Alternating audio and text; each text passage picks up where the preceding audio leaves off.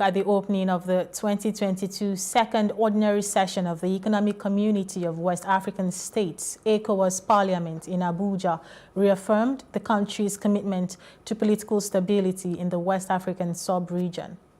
Let me see this opportunity to reiterate my commitment to free, fair, and transparent elections and smooth transitions. This is one legacy.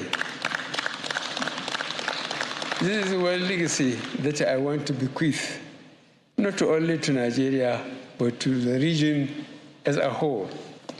I therefore urge you to perform your sacred responsibility of considering the community budget with diligence, while bearing in mind the sacrifice of various countries in the payment of community.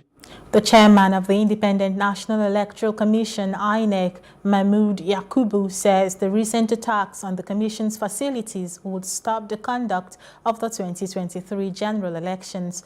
Yakubu said this when he received a delegation from Africa Union's special pre-electoral political mission led by Phumzile Mlambo Nguka in Abuja. In spite of the progress that we are making, the Commission is still concerned about the security situation generally in the country, particularly the incidence of attacks on our facilities. In the last 3 weeks, 3 of our local government offices were attacked in 3 different states of the Federation, and the last one occurred yesterday in the southeastern part of the country. Now, although there were no casualties, but quite a number of the materials already acquired and delivered for the election. The Osun State House of Assembly has rejected Governor Ademola Adeleke's decision to revert to the state's old name.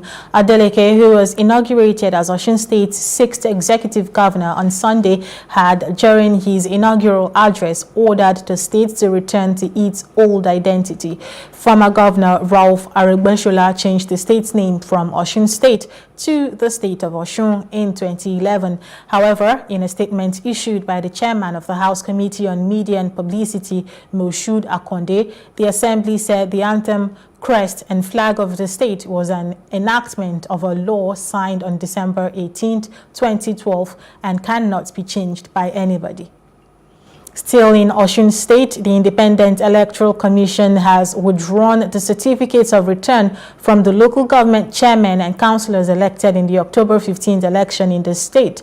The withdrawal of the elected council officials' certificate of return came a few hours after Governor Ademola Adeleke ordered the immediate suspension of the OCEC chairman Segun Oladiton along with other members of the commission. The Federal High Court Abuja has dismissed the pre-election governorship suit filed by Right Honorable Titus Uba and PDP against INEC, APC and Reverend Father Hyacinth Alia in a similar matter. The senatorial suit instituted by Gabriel Suswam, Samuel Otom and Abba Moro against INEC, APC, Chief Titus Sam, Honorable Emmanuel Udende and Daniel Onje was also dismissed for lack of merits. The lead counsel to the leader of the proscribed indigenous people of Biafra, IPOB, Ifeanyi Ejiofor, has raised alarm that there are indications that the federal government was yet to demonstrate any willingness to prosecute the appeal. Ejiofor alleged that the federal government was intending to take advantage of the order for stay of execution to buy time and further detain Kanu at the DSS custody. In other parts of Africa, Somali forces have stormed a hotel in the capital, Mogadishu, where Islamic extremists had been holed up for more than 18 hours after killing 8 civilians and trapping dozens in the building. Police spokesperson Sadiq Dodishe said all 6 extremists died during the operation at the Villa Rosa Hotel, and one member of the security forces was also killed. The third round of consultations for the peace process in the Democratic Republic of Congo, facilitated by the East Africa Regional Bloc, have begun in Kenya's capital, Nairobi, with a plan to discuss reforms that will facilitate disarmament of rebel groups. Convened this Nairobi 3 to achieve the following objectives: to identify, firstly, the political process and institutional reforms necessary to create an environment conducive for the disarmament of armed groups at regional, national, and provincial level. And outside Africa, Ecuador's former Vice President Jorge Glass has been released from prison for the second time after a local judge approved alternative corrective measures in lieu of a custodial sentence for corruption charges. Judge Emerson Kurepulo from the province of Santo Domingo said Glass' rights had been violated by delays in resolving a request his defense put forward for him to receive prison benefits, allowing him to serve out his sentence outside prison. The United States Secretary of State Antony Blinken has arrived in Romania ahead of a meeting with NATO allies and foreign ministers from the Group of 7 advanced economies. Today, Blinken will announce new assistance to help restore Ukraine's power transmission ability in the face of Russian attacks targeting the country's energy grid. And moving on to business, the United Kingdom has reaffirmed its commitment to bilateral trade relations with Nigeria.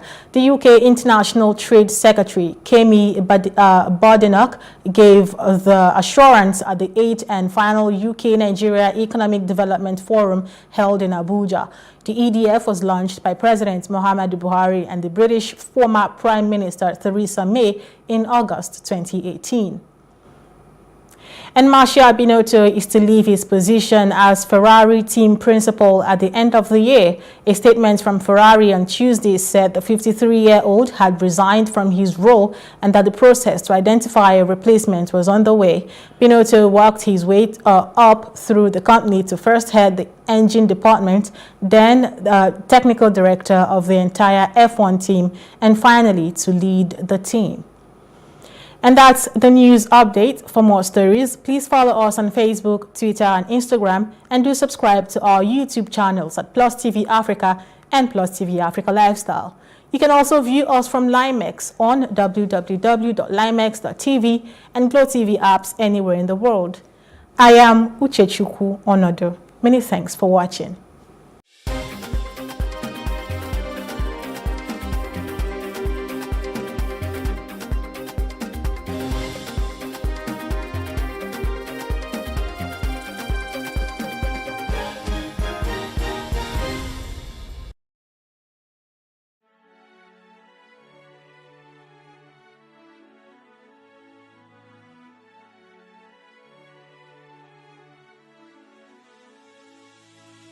It is engagement we need to have. Those who suffer miscarriages are never taken into account. Members of the National Assembly are also influence peddlers.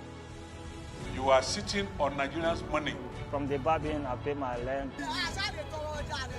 On the barbing, I send my children to school. A consultative engagement. No any tangible notification before they ban us. It's one thing for people to be at your back and listen to the moment, and another thing for them to still be with you when push comes to shove. I will do everything to take Lagos out of the national grid.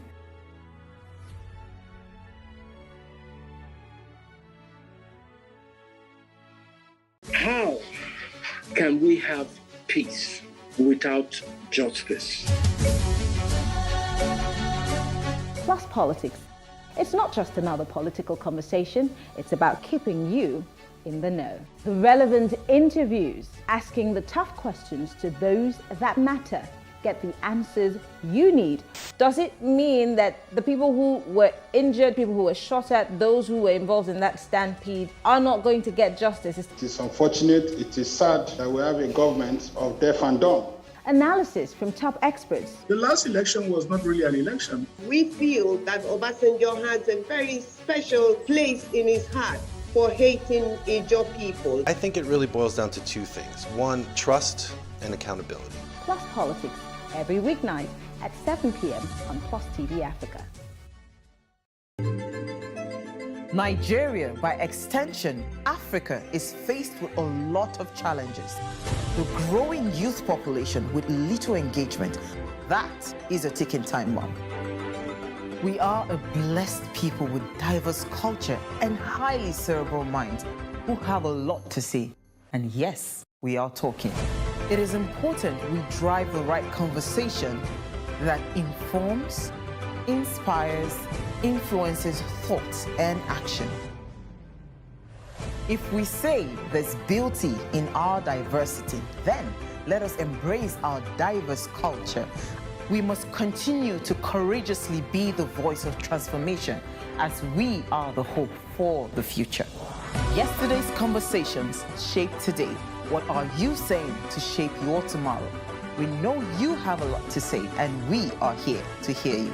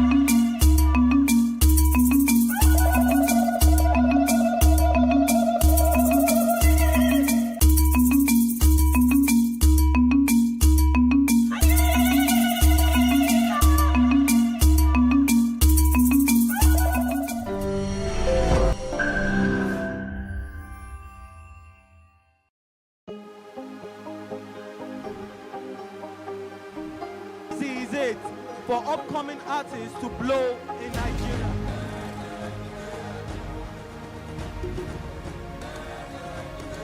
Welcome to Plus Trending. I am Bukky November, your host, saying thank you for joining us on today's episode. Welcome back. It's tea time on Plus TV Africa. Practice makes perfect. I'm not perfect yet, but I'm a lot better than I used to be. He's a king. He's entitled to marry 100 if he wants to.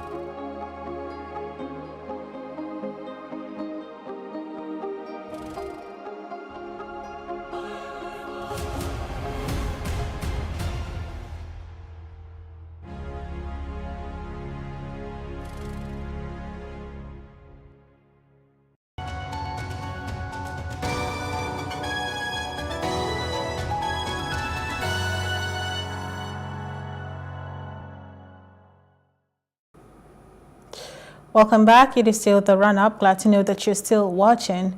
I'll be going ahead to bring you some of the trending headlines in the major newspapers across Nigeria today. And I'm starting off from the Punch newspaper, where this one says, ASUU warns of new crisis and seeks intervention. Moving on, this one says 10,000 resident doctors remaining in Nigeria. I wonder how they got that statistics, how they were able to make up the numbers. But that is what you would find out if you pick up a Punch newspaper today. And moving on to this day, this one says, in tough start, Adeleke signs executive orders, sacks 12,000 workers, Monarchs OSEC chair. If you were part of the run-up earlier, you probably would have enjoyed that conversation. We had professionals talk about it. CJN, judiciary yet to be truly independent, administers oath of office on 62 fresh SANs. Congratulations to them. And moving on to Daily Post, it says Zamfara residents pay bandits 20 million naira to avoid attacks. That is what it has gotten to in the country. And The Guardian says attacks on facilities troubling and won't deter us from conducting credible polls, INEC vows. And we have enough food for Nigerians, Agric Minister boasts. And kudos is hero as Black Stars survive South Korea's fight back. That is a beat from the World Cup currently going on in Qatar. And beware of politicians' cravings for power. That is from the CJN. He's warning judicial officers. And moving on to The Punch, it says contractor suspends Lagos-Ibadan road construction and would resume in January. And this one says Ondo Pupils allegedly gang rape female colleague inside bush. Sad story. Again, headsmen invade Enugu communities, kill 3 and fire guards 600 Anambra shops and destroys goods. These and more stories you would be able to find if you pick up any of these newspapers today, read and find out what's happening in and around your polity. And this is where we draw the curtain on today's edition of The Run-Up. Thank you so much for being a part of it. The Run-Up will return, but it will be tomorrow at 11 a.m. My name is Uchechukwu Onodo. Stay watching Plus TV. Don't go anywhere.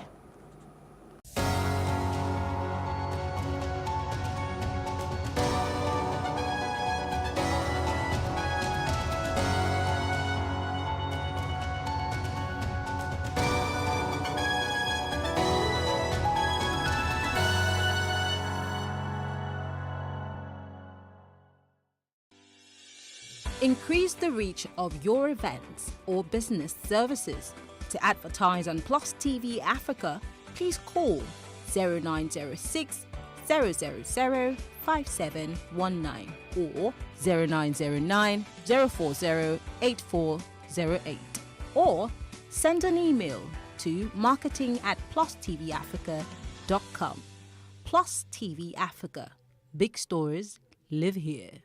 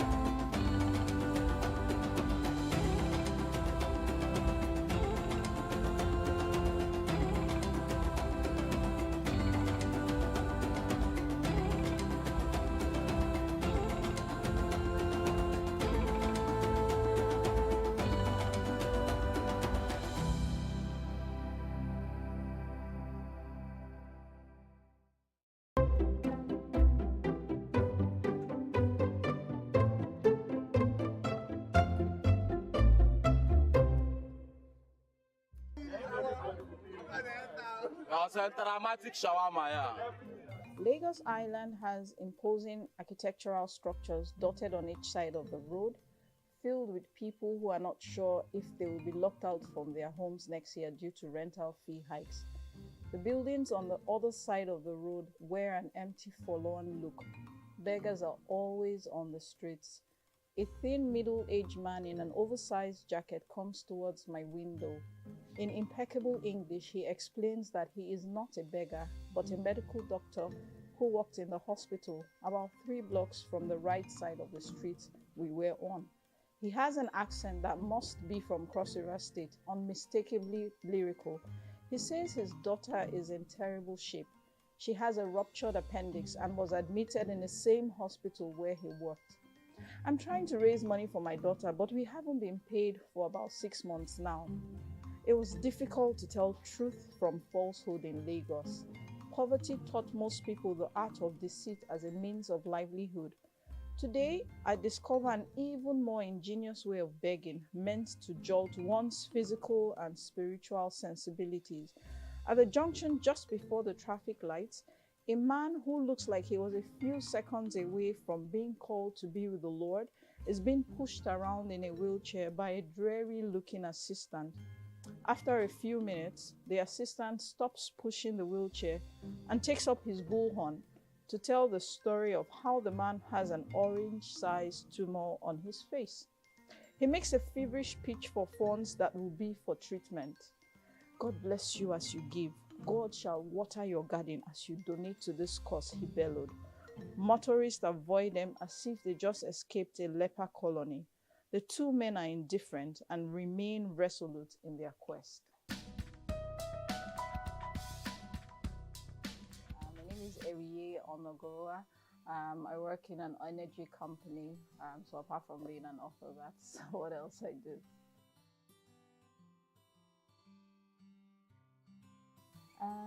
So to be honest, so I used to work in another company, and you get to that stage in your career where you feel like your life is stuck in a rut. Like you wake up every morning and you're like, okay, we have to do this again.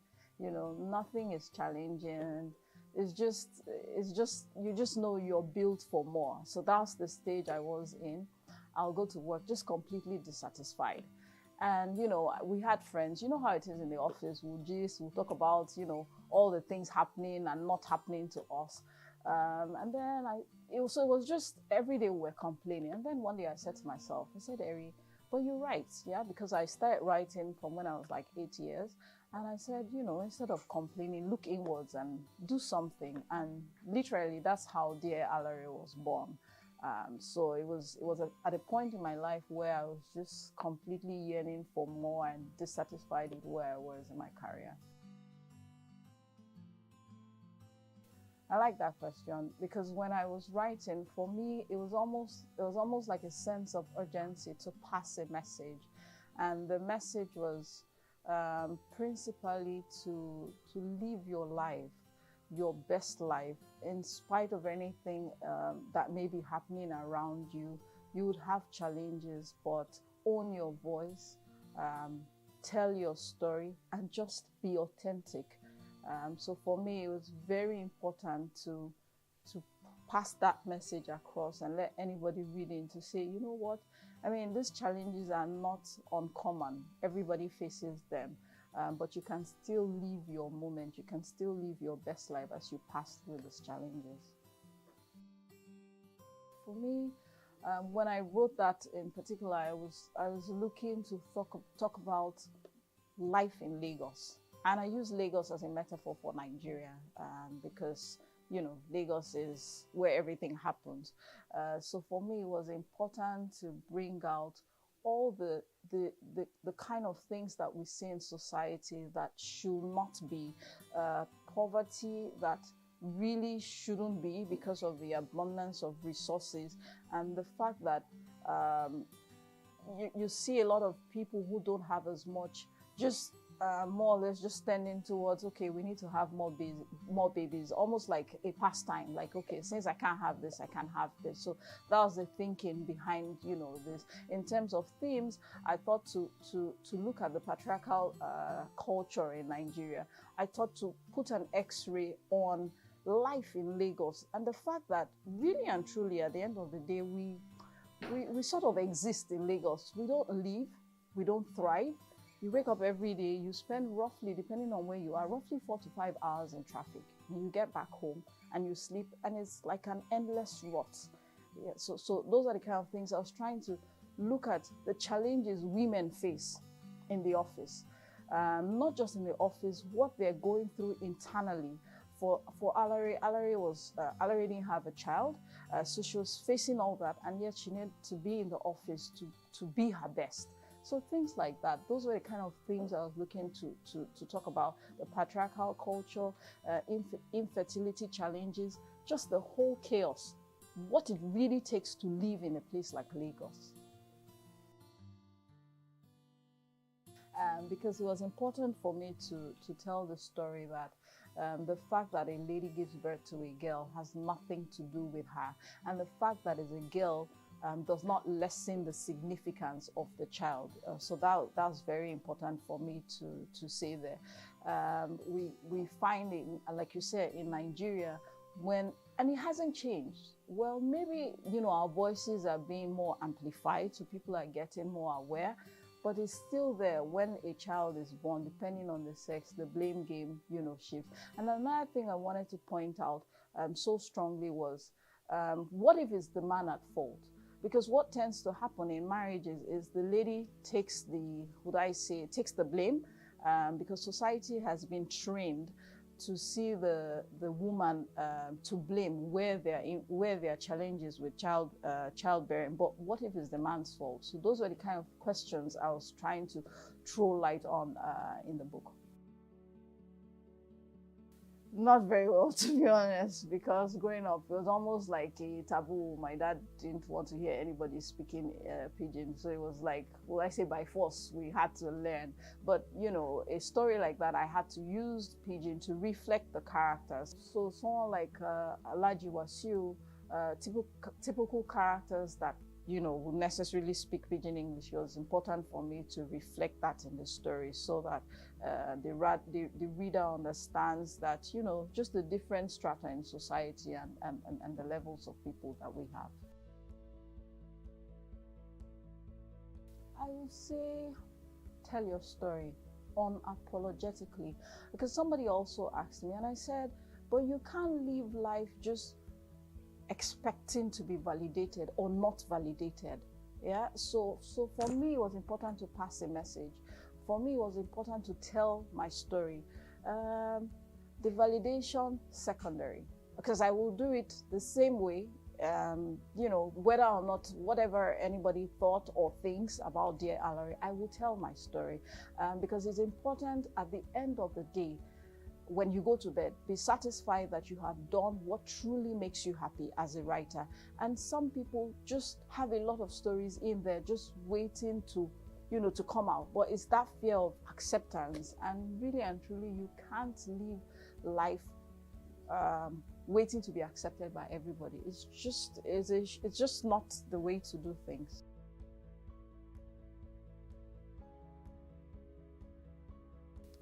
I would say that is changing, to be honest. I mean, a lot of reading clubs springing up rather. A lot of, I would say it's changing. I know that, just even surviving in Nigeria is an art. So you find quite a number of people probably not having the time to read, but I don't think it's fair to say that we don't read. I think things are really, really changing.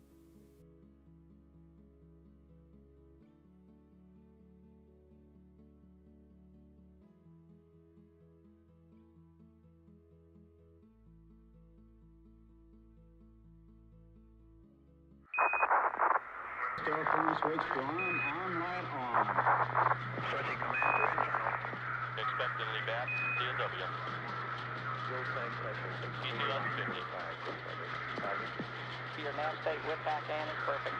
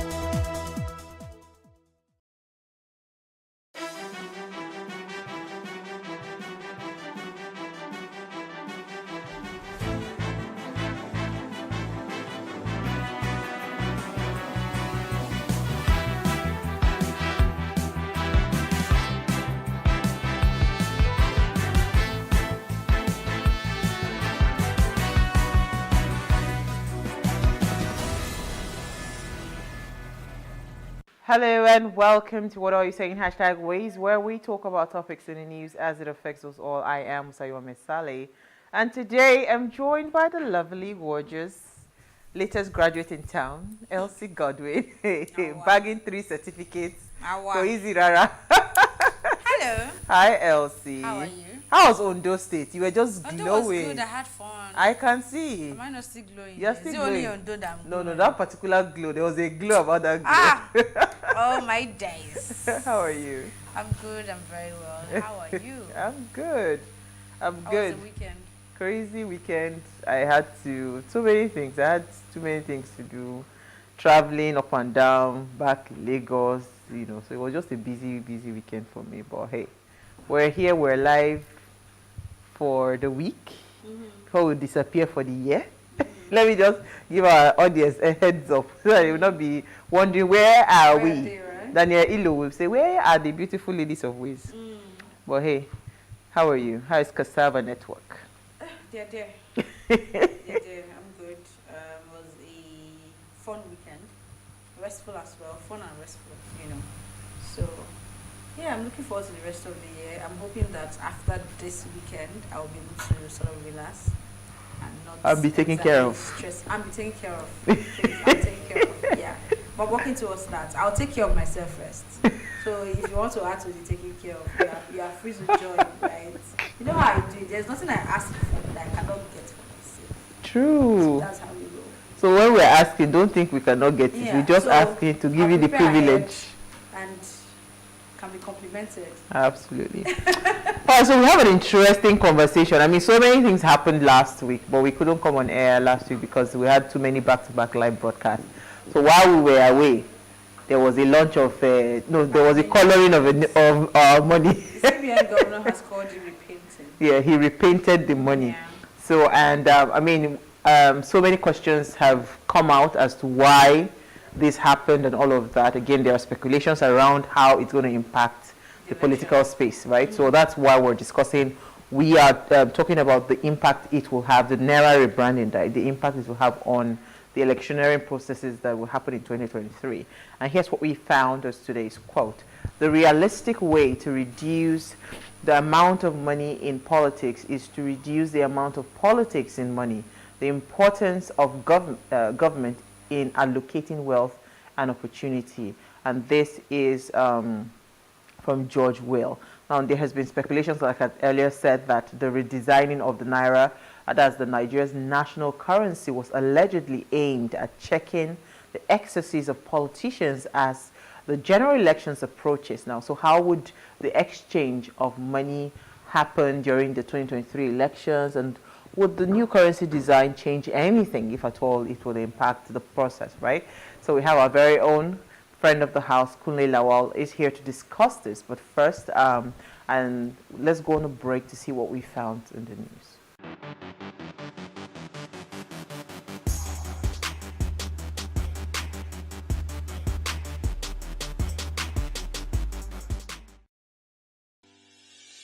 Increase the reach of your events or business services. To advertise on Plus TV Africa, please call 0906 000 5719 or 0909 040 8408, or send an email to marketing@plustvafrica.com. Plus TV Africa. Big stories live here.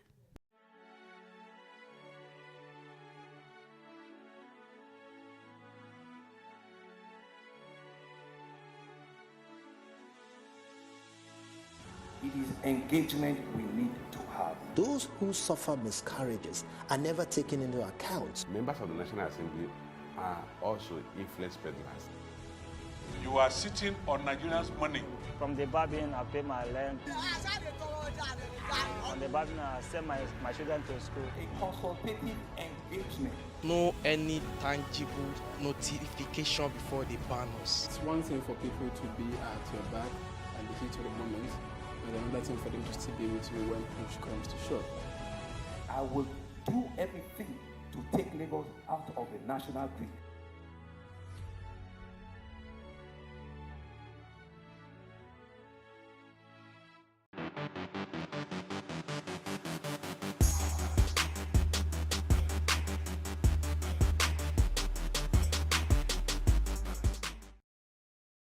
Oh, you're still watching Ways now. Red Planet Day, as on November 28, recognizes the planet which has captivated human observers for countless years. That's Mars. Right now, we know that Mars is red, and thanks to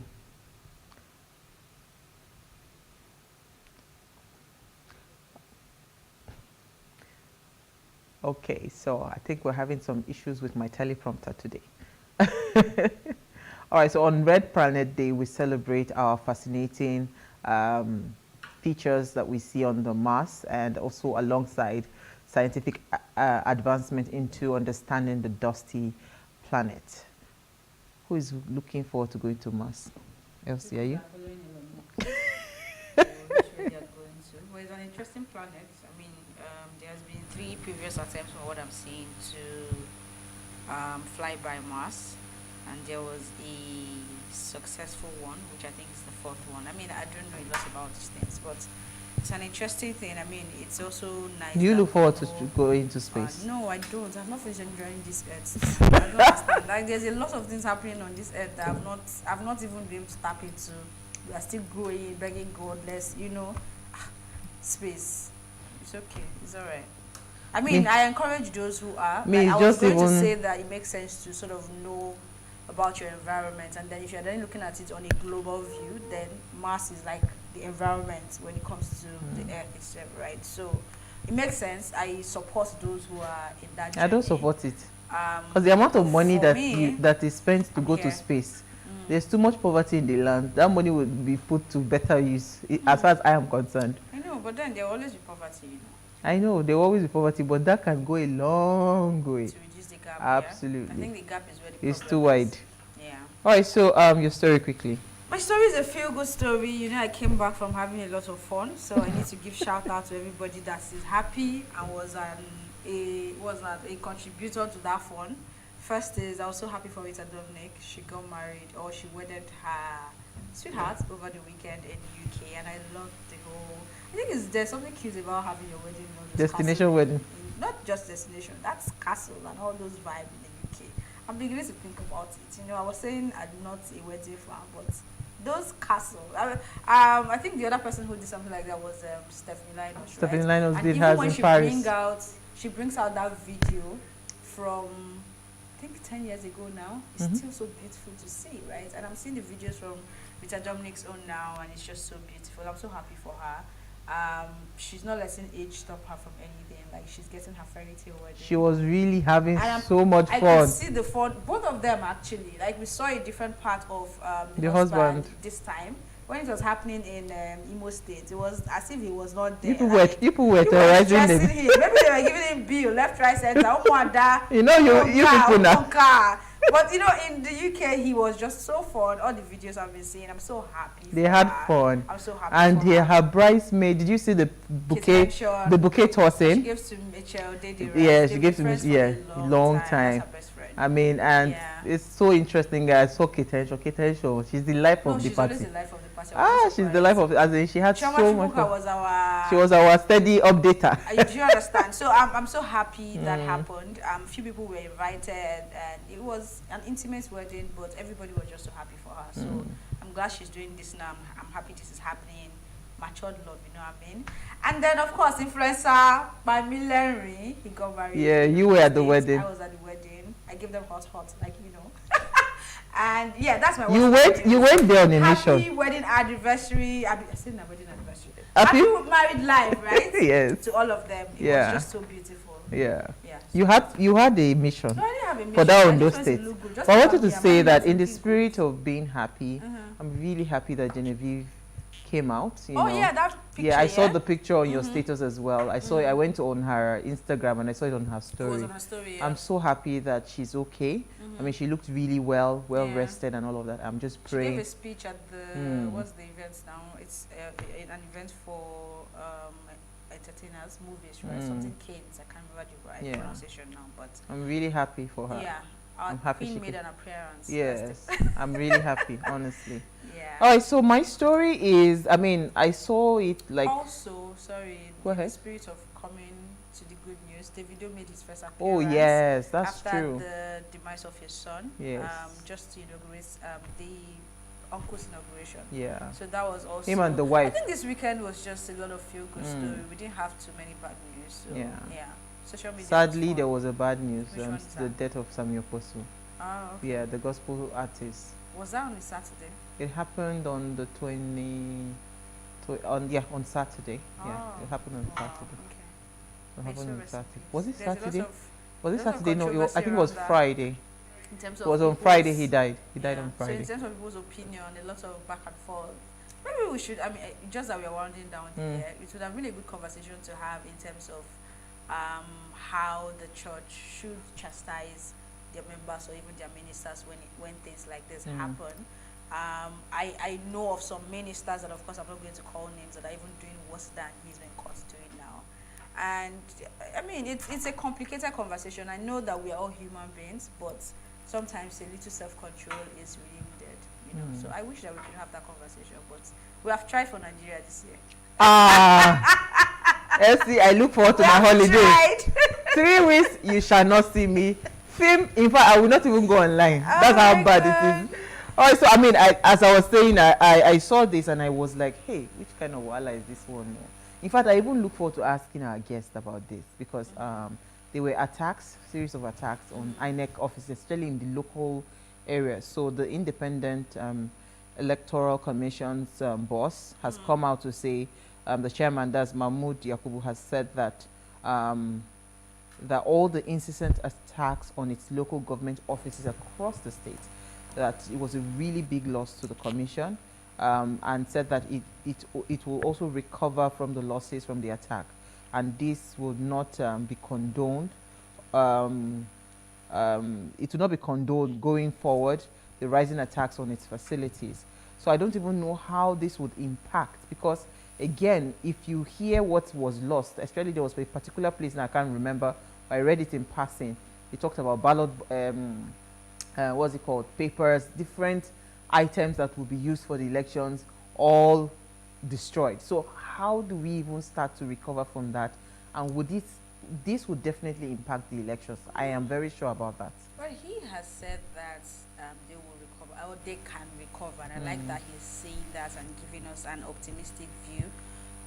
Such loss is not anything to be expected or looking forward to. Yes, it will impact, but I'm also thinking of the people that you would likely say they are the ones behind it, because I don't think any electorate now, like a regular human being, you and I, will be thinking of going to vandalize the INEC office, right?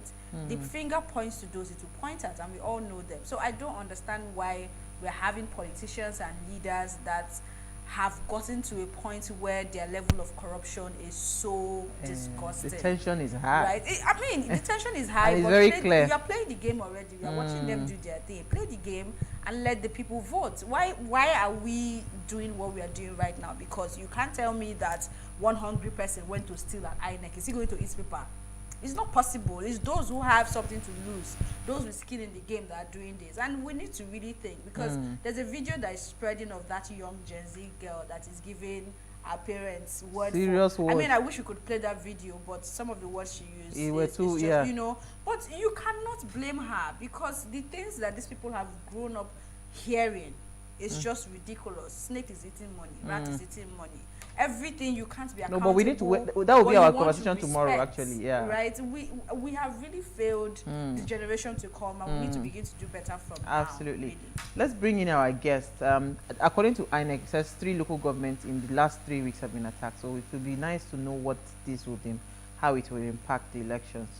So we'll go on a very quick break now. When we come back from the break, we'll be discussing rebranding of the Naira and how it's going to impact the elections. Stay with us.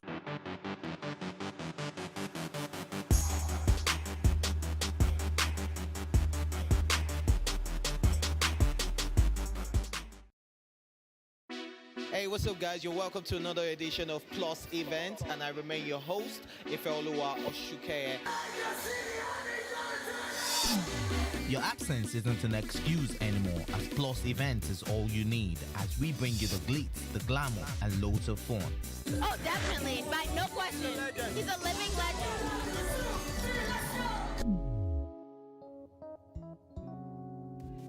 God forbid, Holy Ghost fire, I know. I just want to be blown away. I want to be wild. This is 11 years of doing it.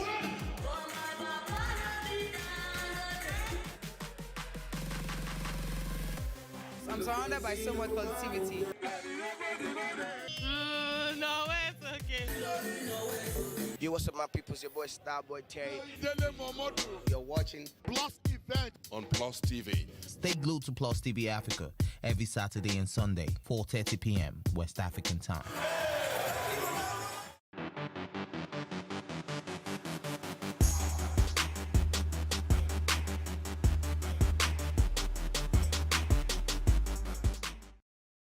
Thanks for staying with us. Now, according to an article on Business Day, the announcement must have come to many people by surprise, but the truth remains that the monetary tool is one of the measures by the Apex Bank to fight corruption, money laundering, and related crimes, all of which are obstacles to the effective implementation of the monetary policy in Nigeria. In its simple terms, the move is aimed at reducing the currency in circulation, which was estimated to be about 12.73 trillion naira, and in the hands of corrupt politicians, illiterate, big-time businessmen and women, especially traders, most of whom do not bank their funds as well in the country. And how do you think this would impact the upcoming elections? And that's the question for tonight. Now, please, let's hear what you have to say. Remember, you can join the conversation. Send us an SMS or WhatsApp to 081-803-4663. You can also tweet at us at WaysShowAfrica1 with the hashtag WaysShow. So, Elsie, I'm going to bring in Kunle in a minute. I just want to hear your thoughts. What do you think when you heard about the move and how, a lot of talks all over social media, how this will change, the game for the coming elections. You agree that this would actually be, it will make an impact, it will make a difference? So first, your first question. It's been fun on social media. The memes, the conversations, the expectation that, the currency would have looked a bit better in terms of security features and all that. It's been fun looking at the conversations, but the CBN governor was at an event, I think that was on Friday. That's the 57th annual bankers dinner, and he made an attempt to explain the reason behind the currency change. He called it repainting. Since people have called it recoloring, he jokingly called it repainting, and he was talking about how there is a reason why global standard is changing in between 5 to 8 years, and we haven't done that in a long time. And I think what was in the bank in terms of the money that was in circulation was just about 20%, and that was just a really bad figure. No? So he gave a lot of explanations and saying that the way it was also announced, people coming out to make it look like they were being ambushed was also for a reason, because if they were going to carry everybody along, they knew that they were going to get a lot of resistance from different quarters, corrupt and uncorrupt, right? And then the incorruptible Buhari, as he put it, did everything possible to ensure that this was just done smoothly so that we can pass this phase. So it's a lot of tussle for them as well, and he's saying they crunched a lot of numbers and realized that this is what they're supposed to do now. So I'm glad that we're having this conversation, because as to how it's going to affect the elections, I honestly do not know from my layman's perspective, because even if you're saying maybe the politicians have money stashed off somewhere, right? Quote and unquote, I believe that most of them are all corrupt anyway. They'll still find a way to get their stash changed. So I would just like to hear what Kunle would think about this, and what this would impact and also talk about the vandalism around INEC offices, right? Yeah. Kunle Lawal, thank you. So he is an entrepreneur. He is the politician and the patriot. He was he was once the national secretary of Kowa Party and the Alliance for New Nigeria, FCT, senatorial candidate in 2019. He is very passionate about Nigeria, and he's a friend of the house. He's joining us live from Abuja. Thank you so much, Kunle, for joining us tonight. Thank you very much, Uwa and Elsie, and it's always a pleasure to be on Ways. All right, so, you've heard the conversation. This is a lot that is going on. We're trying to unpack what this means to us as a people. So on the streets, rather, a lot of people are saying that this Naira rebranding would help, the 2023 elections, because again, we know that politics in Nigeria is really, really tied around money politics, where politicians begin to throw money up and down, right? So will this really impact, will it change anything? Because again, a small caveat is that a lot of politicians, the last, primaries they did, it was dollars they were sharing, it wasn't naira. So I don't even know how this, yeah, we don't even know. So I don't know how this, but please help us break it down.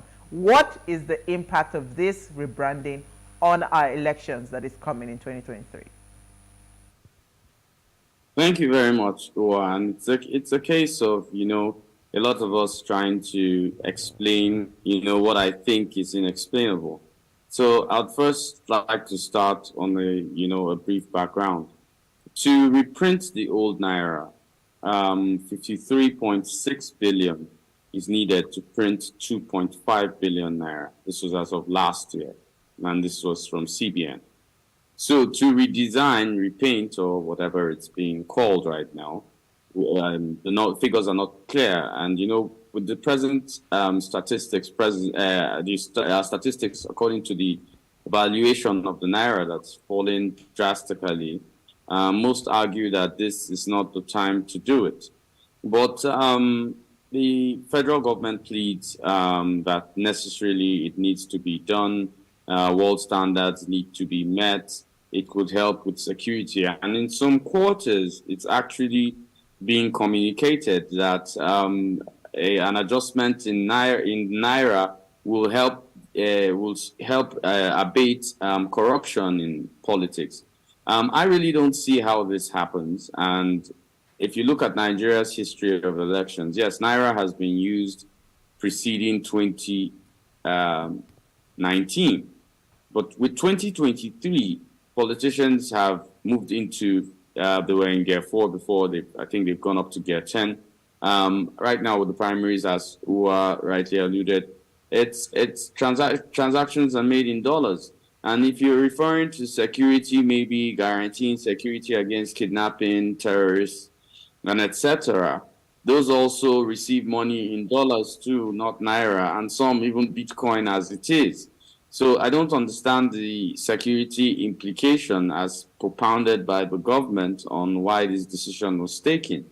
And now we've placed the background, let's move into the story. So as regards elections, I'll tell you the truth. The redesign of Naira, yes, will cause a little fracas here and there, politicians who are preparing, but I'll be honest with you, there's a deadline for the Naira notes, which I believe is sometime in January. And that's preceding the inducements that would happen when the presidential election occurs 1st February, and then following March 11th for the gubernatorial. And this is being honest and candid about the real situation Nigeria has to deal with. Politicians do not move money exactly in cash initially. Right now, what they do is mop up, store the money in banks, or preferably, with the way Naira is dropping, it's best to keep the money in dollars. And I'm not saying I'm not a corrupt politician, but I'm trying to think like one. So if you're going to keep the money, it's best to keep it in dollars so that just before February, you can change those dollars to Naira, so you have quite a lot more to dispense into what we will call campaign inducements. So I don't think it has any factor or it has any abating line or margins to the kind of corruption that will be seen in 2023 elections. Okay, you have a question, right? Yeah, so I was going to even bring him back. So before we go deep into this conversation, to just touch on the what's in the news you took on the vandalization rather of some of the INEC properties. How do you think that would also affect? Because the INEC chairman has come out to say that they can recover, but this is still worrisome because we have less than 3 months to the election. So how do you think this is going to play out? Do you think we'll see more of this bad state actors going on and on? Being honest about it, I would say find it very shocking that people attempt to do this. I also find it most astounding that we've decided to play politics right straight out of the gutter of the non-invented prism which Nigeria has always operated as regards politics. INEC will, of course, be faced with the first challenge, which means it will probably cost it more to execute these elections. Let's quickly remember that 2019 elections and its issues cost us close to $1 billion, or about $1 billion in 2019. If that same amount is the amount projected to be spent, the effect of these actors on INEC agencies and offices will become quite a massive increase to the amount of money INEC would use to execute these elections. Now, this for me is not only surprising, but let's also remember that Nigeria's security level is at its poorest right now. If I were to sit in the INEC chairman's seat right now, I would actually be looking at a staggered elections. Like looking at, because let's look at it. Nigeria has about, to give or take, 500,000 policemen and about 200 and something thousand soldiers. It doesn't mean we can secure this country as we would love to secure this country. So I would think, I don't want to discuss the problems, I'd rather move to the solutions. So I think we should have a staggered elections, maybe presidential in 3 states, so that the security there is enough to handle anything. Then you do another 4 states, then depending on how they deem it fit, or maybe six states over the course of 3 or 4 days. I think this will help INEC also recover fully and prepare itself for the worst. Nigeria is actually at its worst security situation it's ever been in its history, and I think some proactive measures need to be taken to safeguard not only the elections but also the people voting. Okay, Kunle, I was just going to tie this question back into the money politics that we're talking about. If you are recommending a staggered election, would that not also be much more expensive, right, for the people that are, because now it's a different thing if it is just one day, but if it's staggered, it means that the expenses will go higher, and we're trying to curb, remember, we're trying to bring down the cost of elections, right, that people have to spend so much, just to get the process out of the way. Would this not be more expensive for the people that are involved in the elections? I won't say make go ahead, Elsie. No, I was asking, wouldn't that also make rigging easier? No, it wouldn't. I don't think so. The truth is that with the Electoral Act, we already have a ceiling on campaign funds. This has not been attended to, and hence all the problems, all the money, all the mention of more money being spent. The truth is, like, for example, no presidential candidate can spend more than 5 billion naira.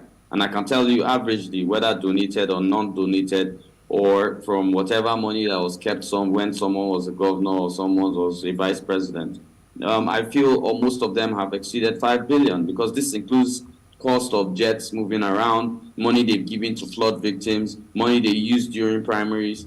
They've exceeded the campaign ceiling. And if you've done that, that means you're already against the position. Campaigns are not necessarily supposed to be about money, but that's what it is here. And we've translated it and started even caring for the money being spent. That for me is totally wrong, against the law also, and also infringing on the Nigerian Electoral Act 2022. Okay. Sorry, but I need to clarify that part, right? So when you said the spending limits for campaign, doesn't it start counting from when the campaign starts? Are you saying it starts from the activities of the political party, even through the primaries and all through the election? Is that what you're saying now? Okay, it's kind of hard, because if you look at the Electoral Act 2022, it doesn't clearly state where it starts from.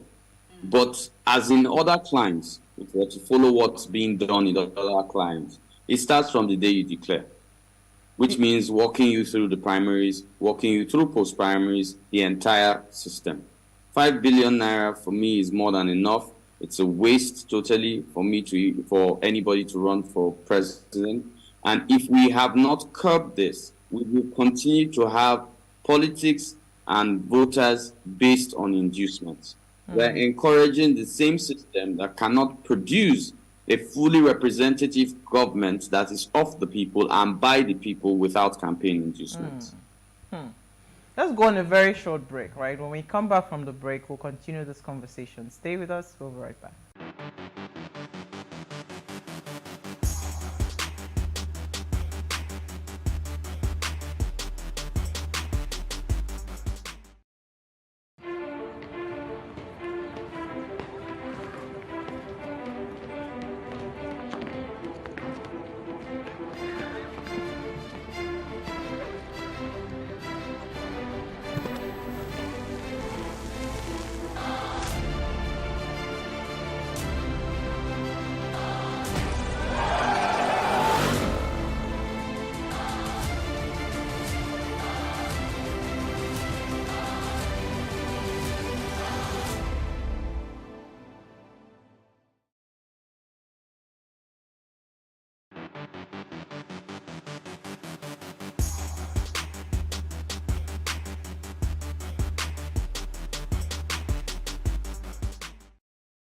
All right, thanks for staying with us. Now, if you just tuned in, we're discussing the topic, Naira redesigning, and we're asking what the political impact on the elections will be. And we have with us Kunle Lawal. Now, remember, you can join the conversation. Send us an SMS or WhatsApp to 081-803-4663. You can also tweet at us at Wayshow Africa1 with the hashtag Wayshow. We'd really love to hear what you have to say about this. All right, so KL, right? It's so interesting when you say from when you declare. Some people, between that declaration and primaries, that 5 billion is already gone. I can assure you that, you know. So I'm now wondering, if we truly want to, let's just go by what the CBN governor is saying, that they want to curb corrupt politicians, they want to curb, what's it called, money laundering. Let's even focus on the one that is really, really tied to the elections, money laundering and corrupt politicians, right? And again, there are some level of security measures with the new notes. So I'm hearing that it's traceable and all of that. Let us just say that come 2023, day of elections and all of that, run us through how this money is being transferred. Because, I mean, I heard a very shocking story of one person that ran for a particular office. It was overnight. You know, the Ghana Must Go was moving overnight. Like, he almost lost that elections, right? He had to look for money, like, that dying minute to get money to go and counter what his opponent had paid for, you know. So, I mean, it's just a messy thing, right? So maybe help us walk us through that process. I want to even understand, how does this money even exchange hand? And what's the process like?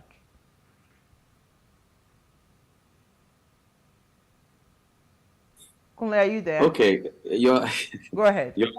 I'm here. So you're asking me the ABC of campaign inducements in Nigeria, Please. if I'm right. Yes, help me. And it's quite interesting. So if you're going to walk through from declaration, the first set of money gets lost when you declare, because you must declare with a set of things. When you declare to the party, you must also have done some things. I can tell you that this is as easy as maybe painting parts of the ward secretariats, depending on how high you're running, redesigning a few offices just to show your commitment and your hard-working nature to the party. You start spending. You now move to talking to the elders. You must leave envelopes. You move to that, you get to trying to secure against other aspirants. You are moving envelopes. You get to securing your ticket. You won. You presented the campaign flag.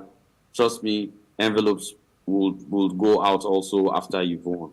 Once that goes on, I will tell you. So I'll even give. So, you know, I find it interesting when the media likes to act like they are not part of the system, and, you know, they're always criticizing. And the moment you become a candidate, and I've been one, so I understand what the media. So normal media, like right now, I'm not accusing Waze, but let's use Waze for an example, since I'm on Waze. Waze naturally would love to have Kunle Lawal on the show, and Kunle Lawal would come on the show and have fun. But the moment Kunle becomes a candidate, And Kunle wants to voice out maybe what he has to say, even though the Electoral Act fully states that the media must give every candidate, when he gives one, a chance. That's across the 18 parties. But what happens now is that the media will now start asking for their own envelopes. It goes up and keeps going up. Media websites, when you're getting towards election, the royal fathers that you're going to meet across who are within your campaign jurisdiction will ask for something. People who are going to blog will ask for something. Now, the trick is 3 days before election, and I didn't know this till I ran for office. 3 days before elections is when the real money moves. It's when even the numbers, the people who you think are probably going to win the elections, they alter within those 3 days. Because within 3 days, I'll say politicians make it rain. I can tell you that even though you've been putting into your ward or your constituency or your state or Nigeria, what will happen 3 days before election is that everything you've done is wiped, because somebody will come with a clean slate and say, I have this to give, I have this to give, I have this to give. And funny enough, the average Nigerian demands it. We've learned to demand from our candidates. So the real money really goes out really within the last 3 days of elections than any other time.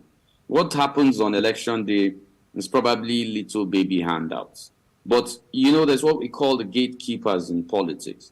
You have to, whether you're running in a state, you're running in a constituency, in a ward, in a local government, the gatekeepers have to be taken care of. And those gatekeepers are what trickles the money down. So it depends. If I'm running for president now, I have a gatekeeper for, let's say, Lagos State. Well, and that gatekeeper in Lagos State has gatekeepers for other local governments. So I feed the Lagos State gatekeeper. He feeds the local government gatekeepers, who feed the constituency gatekeepers, who feed the ward gatekeepers. The ward is the smallest political unit, which has councils, which feeds this thing. So it's a whole how would I put it, parasitic establishment. I think that would be the best way to put it. And a lot of money gets lost within the system. I'll give you an example, just a rough example to close. Now, if you're going to run for president, Nigeria has about 177,000, I think 680 polling units. As a candidate, if you're running for president, you're going to have at least 2 polling agents per unit. Let's use 170,000 as our multiplication bar. So you have, and you're going to give each of them, as of 2019, you averagely give a polling agent 5,000. So 2 polling agents, that's 10,000. Multiplied by 170,000, you have 1.7 billion naira just for you to spend as a presidential candidate on election day. This is not campaign inducements. This is just ensuring people guard and ensure or put an eye on your votes and ensure that at every polling unit you are being guarded. Okay, so you mentioned a few groups of people now. You mentioned the gatekeepers, media, royal fathers, or what do they call them, the electorate, and then the politician himself or herself who wants to run for office. And we are all in this mess, and of course the electorate as well. That's how the money keeps moving. So in your own opinion and what you have seen on ground with the work you do with the college, right? If there is going to be true change of this group of people you've mentioned, where do you think it has to start from? Okay, you cannot